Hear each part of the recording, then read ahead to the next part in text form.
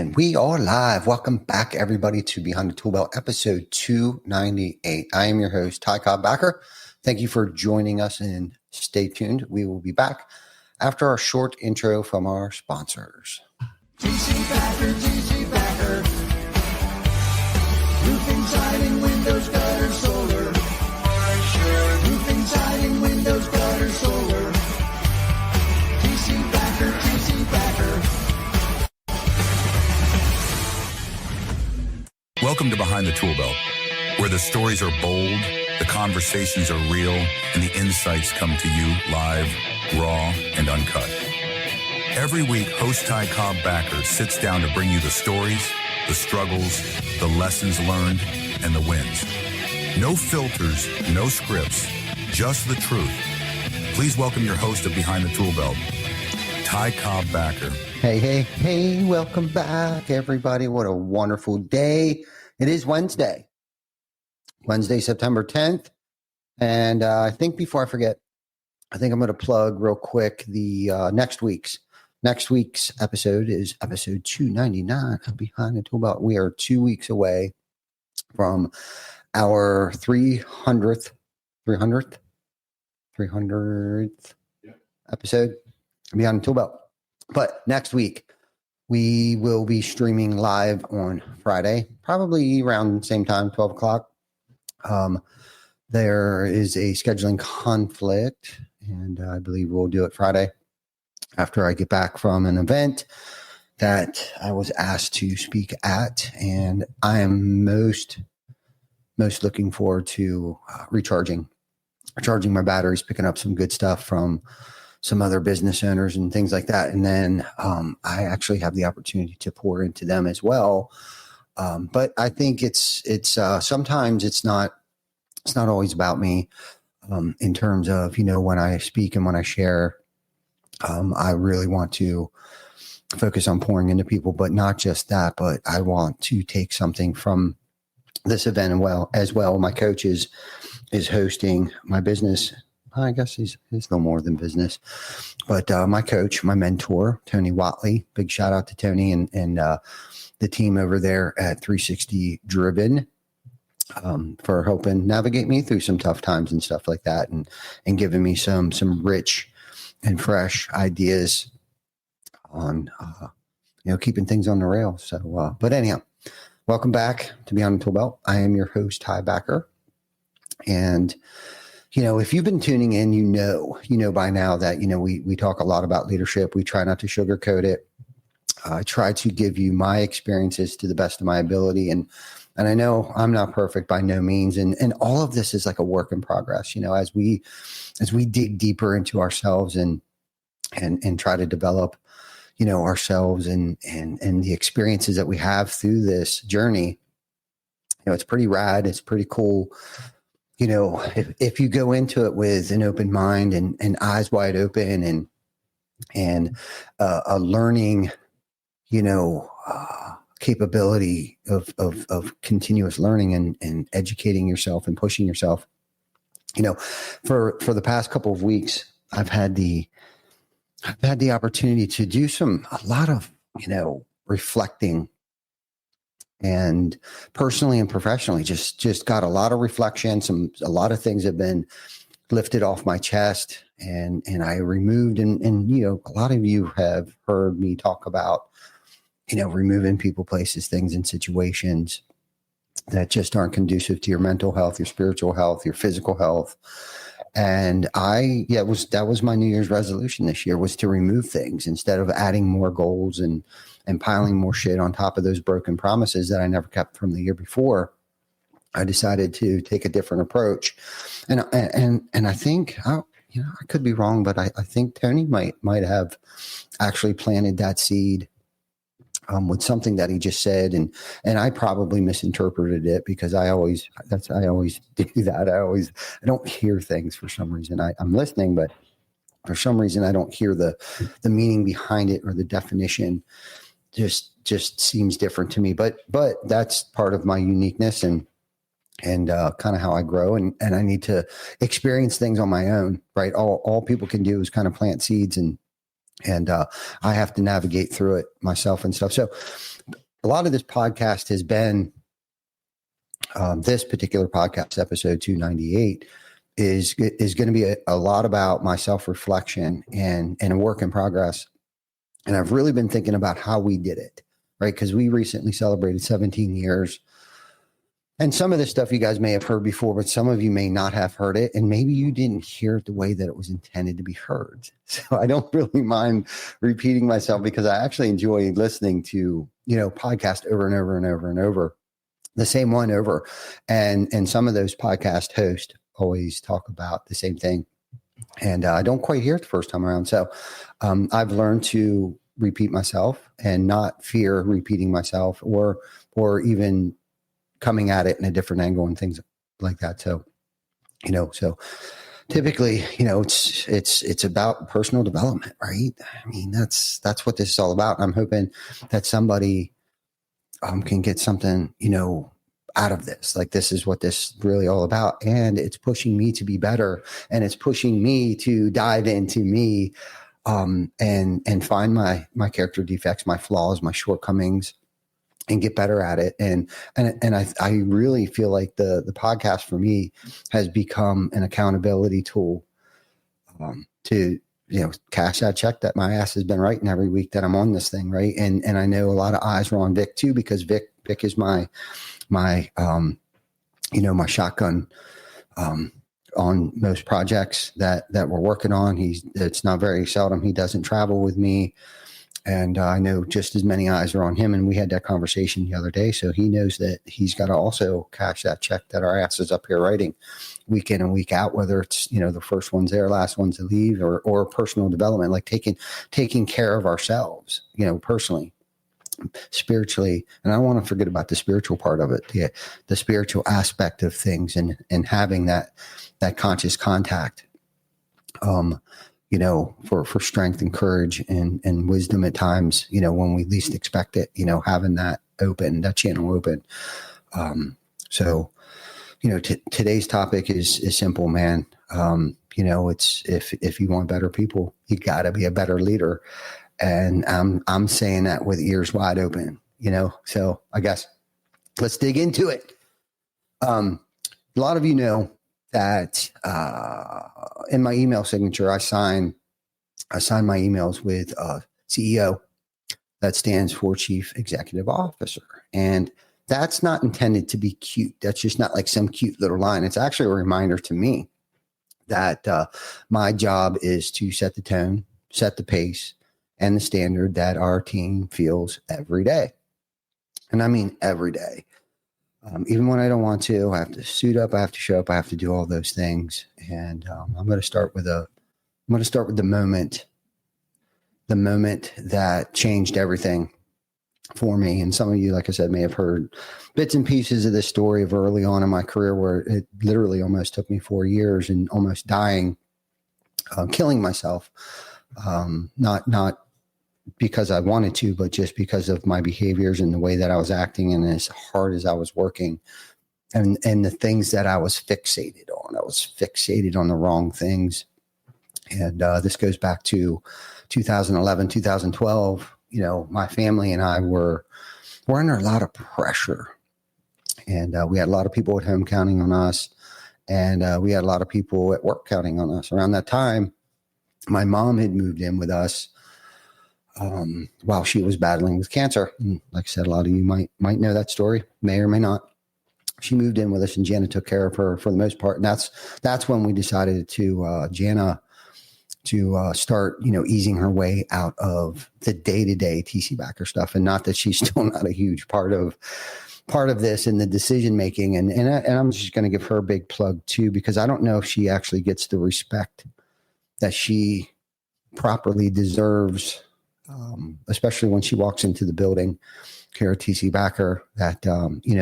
Who do you think is my sounding board outside of Vic and a handful of other people on the decision making and the day-to-day things that occur here and changes and things like that. But she's always been my rock, and we truly, I truly believe that we wouldn't be here today. I think your significant other, I mean, that could be a whole nother topic. for Beyond the Tool Belt is having the right significant other in your life, the one that encourages you and supports you, and even is bold enough to call you out on your shit when you're wrong, especially behind closed doors and not in front of people, and belittle you and make you feel like a piece of shit and hold you back and tell you that you're working too many hours and blah, blah, blah, all that shit that I'm sure a lot of us have dealt with in the past. And I'm very grateful and blessed for that. But anyhow, that season made one thing crystal freaking clear for me. Culture isn't posters. It isn't those cute little slogans that you put up on your wall, or those one little words, those words that when you walk into people's places, money doesn't sleep, all that, whatever Monopoly stuff that you see on when you're scrolling Facebook, all that stuff. It's way deeper than that. It's the hard choices you make and the habits you keep. That's what creates a culture. And here at TC-Backer, I'm going to use us as an example. This whole thing, this whole reflective time, this reflection time that I'm going through here, and I'm glad, I'm grateful for the clarity here lately. It's been a while. I feel like that I've had a lot of clarity, man. I feel like the dust is starting to settle and the smoke is starting to clear and things are really starting to crystallize for me. But here at TC-Backer, we made one of those hard choices, right? From, moving everybody from 1099 over to W-2. And that was a pretty significant decision. I mean, it might not sound like a big deal. And this isn't something that, we promote. We don't promote it. And I can almost guarantee it. We don't brag or become, about that, but I can almost guarantee it. There's 90% of, roofing contractors out there, don't operate like that. I'm pretty sure they still have 1099 sales reps and people like that. But we at that time decided to go legit, and we knew it was going to cost more money in the short term. However, it allowed us to offer benefits, stability, and a real career path. And that one decision set the foundation for the future and culture I'm going to share with you today. And who would have thought, it's taken me this many years to really reflect back that one hard decision galvanized the trajectory, the path that, and changed my paradigm, on why we're doing this, why it should be the way I should be thinking about this, and not trying to just outwork everybody to just make my ends meet. So our culture is built on three pillars. And like I said, I've been working on this, so this might evolve and change a little bit, but this is just kind of where I'm at right now on these three pillars is, purpose, ownership. And I was going to call it Pooh, like Winnie the Pooh, but like winning the Pooh would be purpose, ownership, and organizational health. That's POOH, Pooh. Right. And that's how I'm going to remember it. I have to do little weird things like that. I had to do that through school too. I had to connect things to things, and I had to come up with acronyms, and I had to do little things. So anyhow, purpose, ownership, and organizational health. And I'm going to try to articulate this, not exactly, I'm sure, on how we're turning those ideas into our daily habits that anyone can really copy. If you choose so. But I'm going to start with pillar one, purpose. Purpose was created, I think, back when we made that decision, but it has taken us a long time to actually write out and articulate our core values. So our core values has become, our purpose, or vice versa. Our purpose is our core values, I guess. People don't buy what we do. Right. We're a roofing company. People do buy into why we do it. Okay. So we're trying to define our why this way. And I'm not going to run down through, especially if you want to retain people, like people who start here may not fully understand like the community involvement and how we give back and how we take care of each other, and we give back to each other, and we hold each other accountable, and we hold each other to a certain standard. Like they may not fully grasp that, but I can guarantee you one thing: the reason why they stay is because of our purpose. Okay. And if you hang out with us long enough, and it's kind of like Vic's story a little bit, like he hung out with us long enough, like he didn't have to come work here because he was actually hanging out with us long enough and helping us with a lot of these projects for the community that we're involved with. But to sum up our core values, it pretty much is like we protect families and grow people. Right. And if you can buy into that, and if you fully understand that and you read through our core values and really study it, it's kind of, because there's a lot of metaphors there that you can apply to many different areas and avenues of your life, your personal life, your professional life. And maybe we'll do a podcast that is just reviewing our core values. That way people can kind of see how we did it, how we're doing it, and by all means copy it. That's you have my, I guess my permission to take whatever you guys need and leave the rest and hopefully apply this to your personal and professional lives to improve the quality of not just your life, but those that are around you. So, but that one sentence guides the way that we hire, we train, we build, we bid jobs and make tough calls. And one of a few ways that we keep that alive is right from the get-go. We just got back from Greenville and we reviewed those things. We reviewed the KPIs, and it's like the new hires, the first thing that they hear is our why story before they even hear our policies. And if they do start to hear our policies, it's not very long afterwards that they will hear the core values and our why.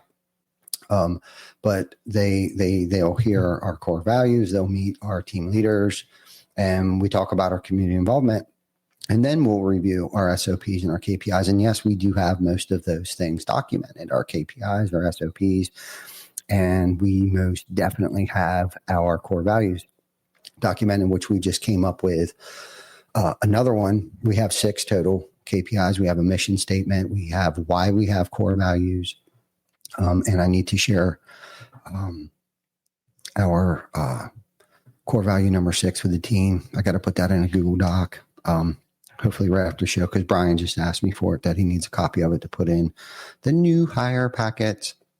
But one of the ways that we keep this alive, like on a weekly basis, like in our weekly meetings, and not just like, a town hall kind of meeting, but our finance meeting, administrative meeting, our operations meeting, our production meetings, they read our mission statement, and somebody has to review one of our core values at every single meeting. At those meetings, we also share wins. We shout out team members for going over and beyond, moments where a team member protected a homeowner, helped a coworker grow, et cetera, et cetera, et cetera, before the meeting even gets started. Right? We review these things, we give shout outs, and we give props where props are needed. And, our why aligned decisions, right, all started with the switch from W-2, investing in training. And we said it out loud. Basically, this decision protects families and grows people. At the end of the day, that's summing it up. And I got an example. And some of you listening that work with us, our team, they might remember the situation, but we had a crew of ours had an opportunity to cut corners that they thought nobody would notice, and they probably wouldn't have noticed. But the problem is that they noticed it, and they decided not to cut corners. They called it out. They fixed it. They finished late. Why? And I'm going to say it again. It's because they know, right, that we protect families and we grow people, because that's our standard.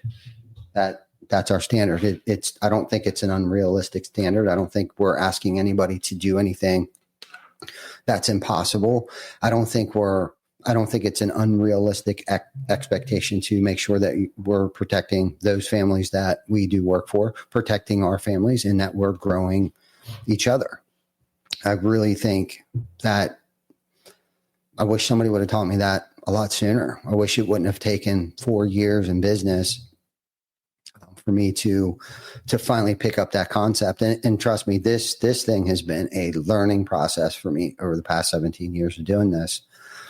And I didn't act that way. I don't think I've ever had a leader or a boss. I had bosses in the past. I've had managers. I had people who managed me, but I don't know if I've ever actually, outside of my father, he's always been in a leadership position. And the way that he led, I've taken bits and pieces from it. The way that my mother led her teams and crews, I've taken bits and pieces from that. And of course, I've taken bits and pieces from the bosses and managers that I've had over the years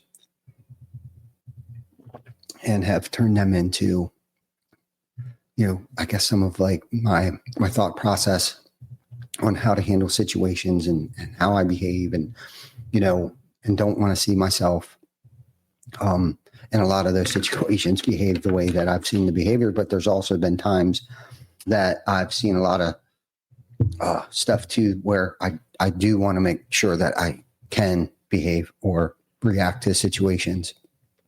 Again, all experiences, but hopefully this message is getting out to the entire team. You know what I mean? And I know the larger we get, the harder that it becomes. And nobody said that this was going to be easy. And it's like when you sign up to be in a position, with any kind of leadership position, you have to understand it's not because you've been appointed and that you have arrived and now that gives me the right to work less. No, when you sign up for a leadership position, any position, I don't give a shit what it is. I don't care if you are the crosswalk guard in front of school. I don't care what it is. I don't care what it is. When you sign up for a leadership position, and everybody can be a leader, right? It's not easy. And I think that's why there's as many followers out there. But if we can help change the way that people lead organizations, I guess that's our mission, is to change the way people lead their organizations. That's one of our missions here. So it means you have to work harder.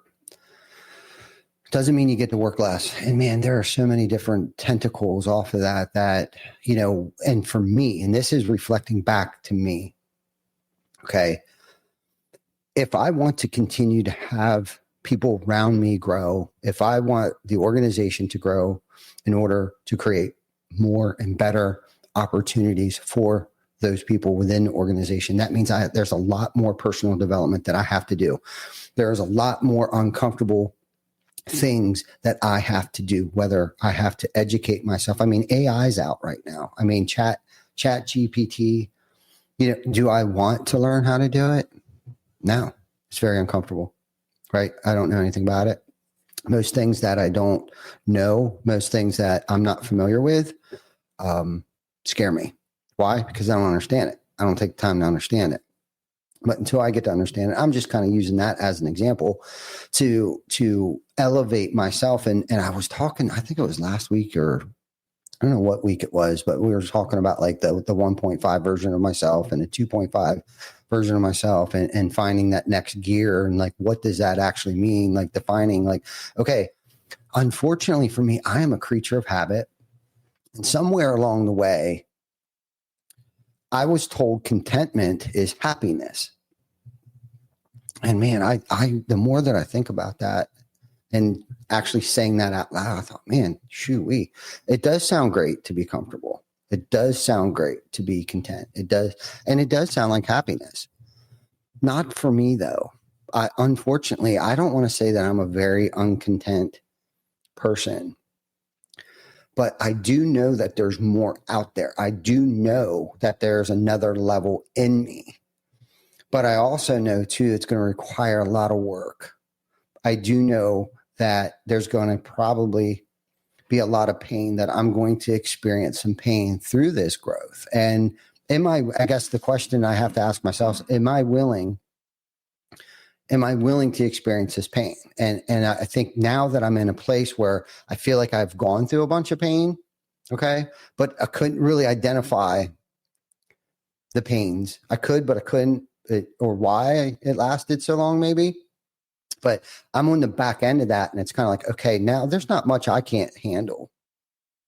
if I have not learned anything else outside of like what I have personally experienced over the past 12 months, is that something has showed me that there is nothing, okay, that I can't get through. And how great our team is, how great my family is, the support, our team. And I could keep going on. I know I got off on a tangent there a little bit about self-development and leadership and signing up. If you're going to sign up for leadership, make sure your motives are right and make sure you're willing to put in the work, because that doesn't mean you get to work less. That means you actually have to work harder and probably work on things that you've never worked on before. I guess to sum that up in a nutshell. Pillar number 2, ownership. Ownership. We train ownership as a daily mindset. No bad teams, only leaders who need to lead better. And I'll start with, what did I miss? I messed up. And what that does is that creates trust. If I can own something, I just had a phone conversation today. Somebody called me. I didn't hear it from somebody else. I didn't review an invoice that gave me sticker shock and was like, why are we paying for something twice? And then doing some digging. Somebody actually called me today and owned up to some shit. And it was an expensive mistake. I'm not going to mention any names. And the first thing out of his mouth, and it was kind of cool, was he's like, I'm about to have an uncomfortable conversation with you. And of course, my mind goes in a million different directions, right? Like, oh shit, oh shit, oh shit, oh shit. What? Okay. Well, they commenced to tell me their mistake. And right away, the anxiety, the uncertainty, the questioning, whatever, all dissipates, all starts to dissolve. And how can I possibly be frustrated, upset, angry, mother F them, when the first thing out of their mouth is what I just said. And then the second thing that came out is I screwed up really bad. And I was like, okay, what is it? And they started to explain to me what happened. And I could see how it could happen to anybody, even me. And I've made bigger mistakes, my damn self. And so I'm bouncing, resolutions, solutions, maybe some options. And of course, being the good co-leader that they are, they've already exhausted all those resources, because obviously they wanted to come to me with a solution, right? A good solution. And unfortunately, there wasn't many outside of, it just needs to be replaced. It needs to be taken care of immediately. I was like, okay, thank you. I thanked them. Thank you. Because I know it takes balls. Nobody wants to own up to a mistake, especially a costly one. Now, I do know for a fact that will never happen again. That mistake won't happen again by that particular individual. I can guarantee you they're going to cross their T's, dot their I's, and do whatever research that they're going to have to do, or education or training or whatever, reminders set on their phone, whatever the case might be. Okay. I know that that's not going to happen again. And unfortunately, and we talked about this before in the podcast too, we have to give enough room for error, because within that error is where those lessons get learned. The greatest, the biggest, the longest lifelong lessons are learned in those trials, those errors, when we're tried, when we're true, when we're tested, and I was tested. Okay. I was tested. The old me would have lost his shit. And unfortunately, or fortunately for this person, they know me well enough. And I'm sure that's why they said, I'm getting ready to have a very uncomfortable conversation with you. Uncomfortable for them, right? Because they didn't know. Like, is today just a bad day to call the man? Fortunately for them, I was in a very good headspace. But I was grateful. Listen, I'm so grateful that they had the courage enough to call me. And because that also says a lot about them, the grit and tenacity that they have when they're making mistakes out there, the small mistakes that I don't need to know about, how they're dealing with them, how they're suiting up, showing up, manning up, and there's something that I was thinking about this the other day. We hear all these other catchphrases, grit, tenacity, resiliency. No one talks enough about courage and bravery. the old school, just courage. Right. And I know what we do is not easy. And I know the amount of volume that we do and mistakes and errors are going to happen. And I'd like to think that we always come out of the end of this, always, shining like a diamond. And if anything else, there was a lesson to be learned, and I have to lead by example, right? Only leaders, there's no bad teams. I have to lead by example. And if I lose my shit, that means he's probably going to lose his shit on his teams out there too. But maybe he'll give somebody a little grace today because he's realized again that we're only human, right? And shit happens and all that good stuff, But, okay, so getting back to the ownership part of it, what has helped us do that, okay? Why? Why did that happen? I'm going to tell you right now. We have clear and simple core values, plain language. We have KPIs and we have SOPs. It's our checklist. It's our guide rails on how we communicate, how we train, how we fire, how we bid stuff, how we build stuff, how we treat others. Okay. It's real simple. Okay. In the chaos. Okay. Especially in the chaos. You know what I mean? That's where these policies really, really shine, is in the chaos. We're always going to have storms. We're always going to have backlogs. We're always going to have supply issues. Okay. And the thing that I've learned is that we need to figure out, what can we control? We can't control the uncontrollables. You got to pick the highest impact, pick the highest priority, figure it out. What can we control? And hopefully within that moment of, okay, the controllables, we can control this. We can't control that. But if we control this, that will help damper that. That will help buffer this. This will help avoid that later. Okay. And when you can think solution opposed to staying stuck in the problem. And right away, when he started to tell me what was going on, right away, my head started going straight to, I didn't say to myself, which is very unusual, why is this happening for us? I think we know that. I think we know the answer to that, is that will probably never happen again. Okay. If anything else, that's why it happened to us. Usually we don't find those things out till later. Could be months.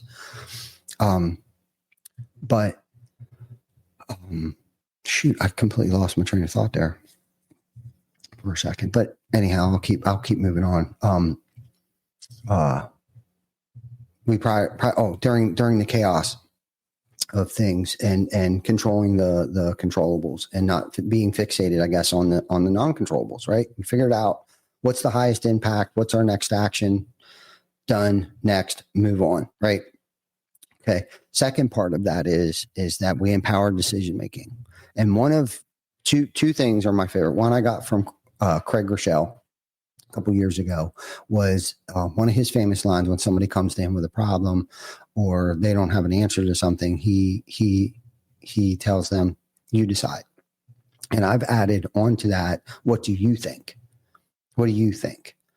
And when you do that, when you can do that, you're empowering them. You're asking them, what do you think? How do you think we should handle this situation?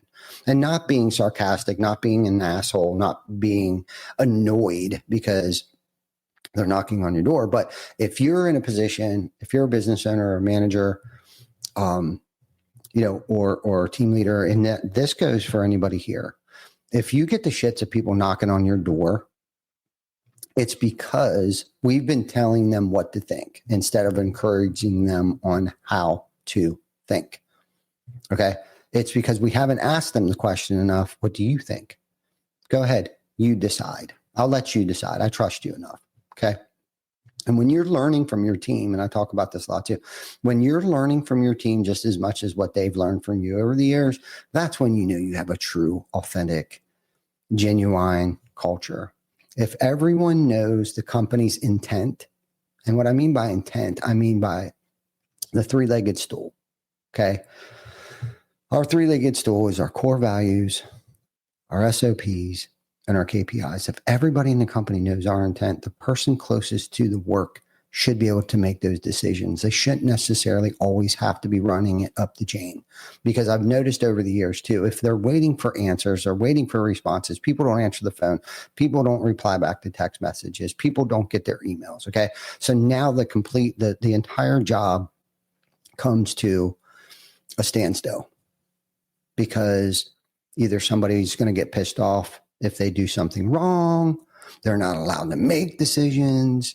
We taught them to wait outside our door and wait for us to tell them what direction to go in, opposed to allowing them to make a mistake and not freak out, and allowing them to learn from that mistake and empowering them, giving them the trust, creating a true culture, right? By letting them decide, make the decisions. They make the decisions. This saves time and builds trust. Trust is the only way to build a high performing team. If I didn't trust the amount of people in this building that we trust, that I trust, dude, we wouldn't even be a blip on the radar. I mean, it would be so pathetic. You know, and I watch companies that think that they're going to grow quick, they're going to grow fast, and they blow up. Dude, I probably did. I'm not even going to say numbers. I was going to say our revenue at one point in time where it was like, if I tell people that, maybe I'll do a one-on-one with somebody and let them know, like, I killed myself. And I was screaming, why aren't we growing? Go, go, go, grow, grow, grow. I've talked about that before when I had three fingers pointing back at me when I'm pointing at everybody else. And it was the blame game. Anyhow, I got a story, fortunately or unfortunately, where this was a perfect example of allowing people to make decisions at the forefront, allowing people to make decisions out in the field, to having trust, having a good culture, and everyone knowing the intent. So we opened up a roof, and storm come rolling through. I mean, we got slammed. It might have been like 10, maybe 15% chance of rain that day. And it was a coastal storm come rolling in, and roof was cracked wide open. Phones blew up. Tensions were high, right? I mean, it was freaking disaster. But the old us would have stumbled, and we would have started blaming. We'd have started pointing fingers. It'd have been crazy. But instead, we prioritized and we executed. Stabilized safety, covered the roof with tarps, okay? Communicated with the homeowner, and we protected the valuables, okay? The team on the ground went into action. And because every person knows the company's intent, decisions were made on site. We didn't save the day with heroics, okay? But what we did do is we saved it with ownership and a system. And I don't know what other perfect, most beautiful example of what it is that we've built, what we've cultivated. Because that's any roofing person's nightmare outside of installing the wrong person's roof, which we've done. We've installed the wrong colored shingles on people's roof, which we've done. And those are all stories that I know for a fact that we just did it instead of running from it and not answering the phone or turning it over to the insurance, whatever. We've taken so many things on the chin. But what we have been able to do through those times, though, is reflect on what did go right, what went wrong, what went right, what could we do better next time? Like, and that's like the 3-step process. Like, you know what I mean? Like, okay, we checked the weather. That was good. You know what I mean? Should we have more tarps on backup? Should we, you know what I mean? It's just reviewing what went wrong, what actually went right, and what can we do better next time? So that leads me to pillar 3, organizational health. Healthy teams outperform smart teams that are unhealthy. And here's how I believe we've been able to manage that. Right. And it's five habits. And I'm still kind of working through the 5 habits, but I have put a name to the habits. And the habits is first one is vulnerability. Okay. Vulnerability creates trust. Leaders go first. I messed up. Here's my fix. Okay. Empowerment. Trust is the only way to build high performing team. Okay. And I'm reviewing the things, basically, I'm summing them up into words of everything I basically reviewed already. Okay. It's vulnerability, empowerment, commitment, peer accountability, and results. Okay. So commitment to each other and always doing the next right thing, no matter how painful it might be. That's our commitment. That's our commitment to each other. That's our commitment to our community. I don't really need to say any more about that commitment. Okay. Peer accountability. We hold each other accountable to the standard, our three-legged stool. And we try to remove our feelings from it. We try to remove our decision-making based upon somebody's short-term emotions. That's going to hinder the long-term goal. And we're not necessarily results-driven, but what I mean by results is our SOPs and our KPIs. We're tracking. We're tracking the results. Why? Not because we're micromanaging people.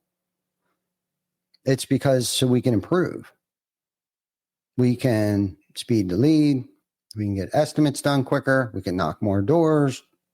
We can produce more jobs each week. We can get them done quicker. There's less callbacks. People are happier. Our team's happier. Homeowners are happier, which the ripple effect turns into relevancy. We will be relevant for a long time. Along with the Clarity Playbook. The Clarity Playbook is pretty much simple. It's like, why do we exist? Okay, there's six components to this. Why do we exist? How do we behave? What do we do? How will we succeed? What's most important right now? And who must do what? So why do we exist? We protect families and grow people. Simple, right? We don't have to add the six core values to that, as long as you already know what they are. That pretty much sums it up. How do we behave? Humble, hungry, and smart. Okay. That's how we hire. We hire smart people. Okay. Not that skill sets matter, but character carries. Okay. What do? We do roofing exteriors, right? Roofing and exteriors, craftsmanship that outlasts any storm. And I'm using storm in terms of whatever shit show, storm, not necessarily Mother Nature, but that's what we do. We do roofing and exteriors and craftsmanship, integrity, and loyalty that will outlast any storm, right? And the commitment that we make to each other, right? Going up to the 5 habits, the commitment that we have to each other and all that good stuff. How will we succeed? Craftsmanship, ownership, humility as strategic anchors. Craftsmanship and ownership, right? That's what we do. We're a construction company. And I think sometimes we forget that. Construction first, right? Quality and safety. Quality and safety. Quality and safety. I can't express that enough. How will we succeed? Through craftsmanship, ownership, humility as a strategic anchor. So what's most important right now? One company-wide priority. Everyone must be rowing in the same direction. Everybody needs to be on the same page. Everyone needs to hear the core values. Everybody needs to understand the core values in the way that they interpret it. And they have to reach that destination however they reach that destination. At least that's my experience with that. And who must do what? Clear roles and handoffs. Okay. Clear roles and handoffs. And that's definitely something that, we've been working on.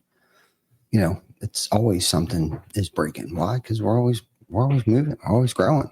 Shit's happening, man. We're making shit happen around here. So, I could review a bunch of other stuff, but I was thinking about also the if anybody ever wanted to try to do this and how would they do it? Okay. By not just listening to this podcast, I started to lay out a 90-day sprint on how, unfortunately, it's taken me 17 years. But I'm not saying your culture is going to change in 90 days, but it's definitely a good step in the right direction. But like weeks 1 and 2, draft your clarity playbook, pick 3 behavioral non-negotiables and define what they look like on the job. Pretty simple, right? Draft a clarity playbook, pick 3 behavioral non-negotiables, okay? And define what they look like on the job. which is definitely something that I know we need to work on as well. Right. And hopefully I can share this with somebody else and somebody's listening. Weeks 3 to 6, launch daily huddles. Right. We do daily meetings. I know everybody comes and meets Lauren and Glenn in the morning and Jeremy and everybody to try to figure out. So it's the daily huddles, right? Giving them direction. The weekly, we do our weekly meetings and we do our monthly meeting, right? And we review the company's intent, right? We review mission statements. We review a core value. Somebody gets to read a core value and then explain to us how they have either used it, or an example, or what it means to them. And that kind of keeps everybody on the same page and thinking about the core values and stuff. So week 7 through 9, install a simple scoreboard, right?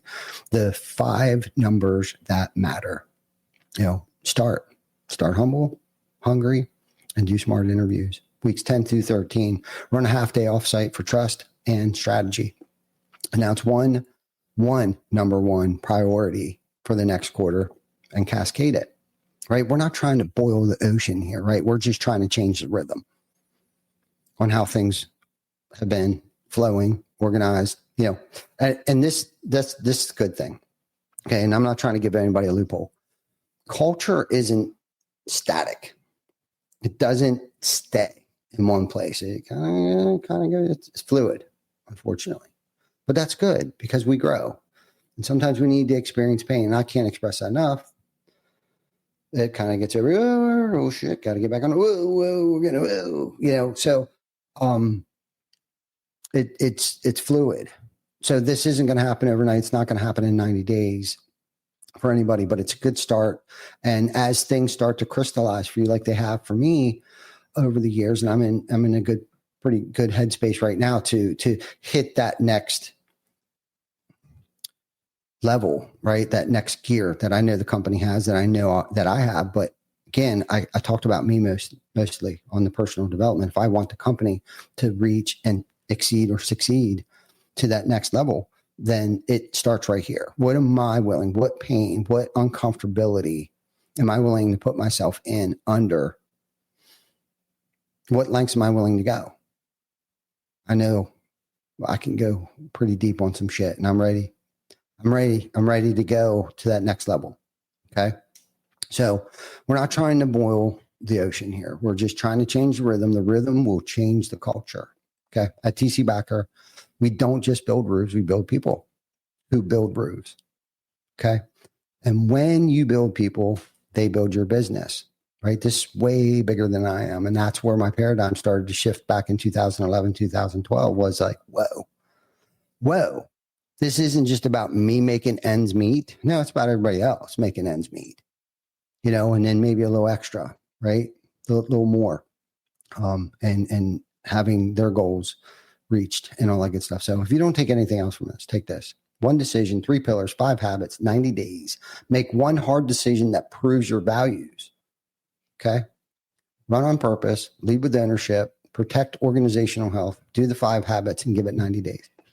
So I believe that will conclude our podcast for today. You guys have a great rest of your week, man. I know I'm going to crush it. I'm going to kick ass, take names, and I only wish the best for everybody out there. If you know anybody that might get something out of this, please love, share this with them. And if you haven't yet, give us a review. I don't even know if we've gotten any reviews yet on YouTube, Facebook, whatever. Who's going to be the first?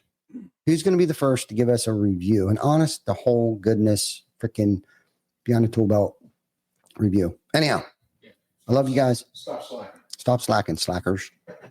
Till next week, you guys keep it cool and enjoy this fall weather that's upon us. Peace.